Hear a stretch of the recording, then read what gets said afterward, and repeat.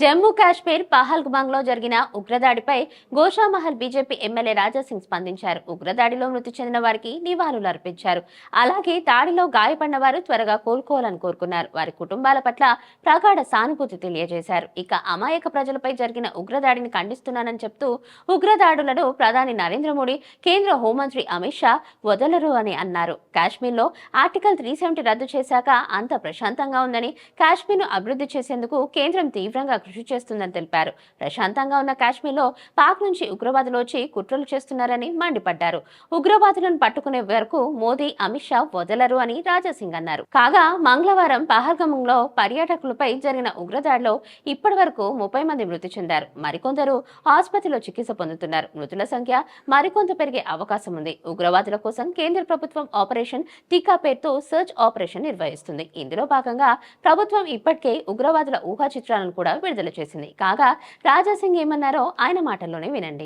కాశ్మీర్లో ధారా 370 తీసిన తర్వాత చాలా పీస్ఫుల్ అయింది. అక్కడ కాశ్మీర్ హిందుస్థాన్ కా నహీ కిసి కే బాబ్ కా ఆ స్లోగన్తోని భారతీయ జనతా పార్టీ ముందుకెళ్ళింది.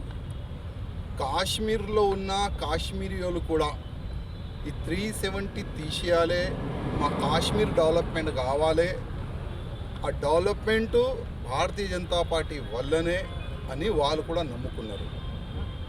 ఇవాళ మనం చూస్తే కాశ్మీర్ ఒక స్వర్గం.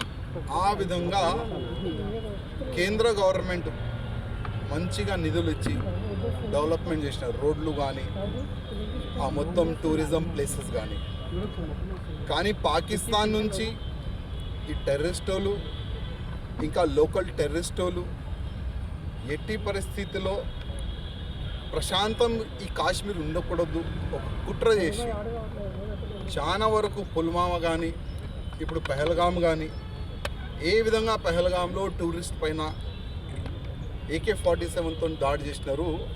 ఇవాళ యావత్ ప్రపంచం చూస్తున్నారు. దాదాపు 27 to 28 మెంబర్స్ వాళ్ళకి చంపేసినారు. ఏ విధంగా వాళ్ళకి చంపినారంటే పేరు అడిగి, నువ్వు ఏ ధర్మానికి చెందిన ఉన్నావు ఆ మొత్తం ఐడెంటిఫై చేసి ఆ లేడీస్ని, పిల్లల్ని పక్క పెట్టి అన్ని జెంట్స్లకి చంపేసినారు వాళ్ళు. అమిత్ షా గారు ఇమ్మీడియట్గా కాశ్మీర్ వెళ్ళిపోయినారు. ఒక హై లెవెల్ మీటింగ్ కూడా ఢిల్లీలో కూడా ప్రధానమంత్రి మోదీ గారు చేస్తున్నారు. మోదీ గారు కూడా వస్తున్నారు. ఇప్పుడు ఆతంకీయులు ఎక్కడైనా దాచుకొని వాళ్ళకి తీసి చంపే వరకు అమిత్ షా గారు, మోదీ గారు అయితే ఇడవరు. అదేవిధంగా లోకల్ సపోర్ట్ కూడా ఉన్నది ఈ టెర్రరిస్టులకై ఇవాళ మీడియా పరంగా మాకు తెలుస్తున్నది. ఇవాళ అమర్నాథ్ యాత్ర ఇప్పుడు జూన్ నుంచి స్టార్ట్ అవుతుంది.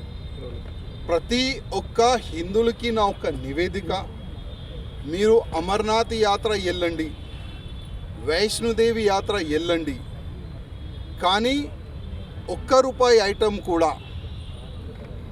వాళ్ళ దగ్గర నుంచి కొనొద్దు. పేరడిగి చంపినారు వాళ్ళు, ఆ మాట మీరు యాద పెట్టుకోండి. హిందువులని చంపినారు వాళ్ళు, ఆ మాట మీరు యాద పెట్టుకోండి. అందుకోసం ₹1 కూడా వాళ్ళ దగ్గర కొనొద్దు.